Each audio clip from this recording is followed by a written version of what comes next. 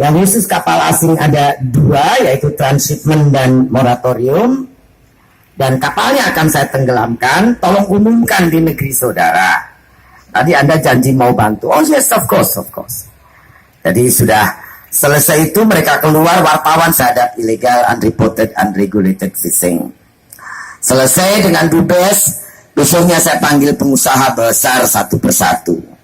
Ada Tokopol, minum kopi sama-sama. Bisnis begini sudah lama. Tapi ini tidak benar dan harus saya hentikan. Anda punya pilihan, tunduk, pulangkan semua kapal. Kalau Anda berharap kita akan merubah peraturan, paling tidak Anda semua mendaratkan kapal depan, tidak ada lagi. Barangkali semacam tax amnesty yang dilakukan di perpajakan. Kalau kamu tidak terima, lawan saya secara hukum atau apapun yang Anda mau atau bisa.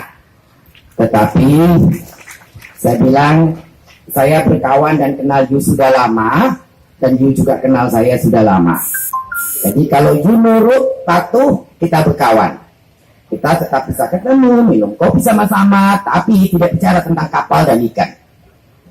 Kalau kamu mau lawan, ya silahkan lawan saya. You punya duit, you punya kekuasaan, you punya koneksi, you punya apa yang you mau, silahkan gagalkan saya sebagai Menteri Perikanan. Tapi jadi satu tim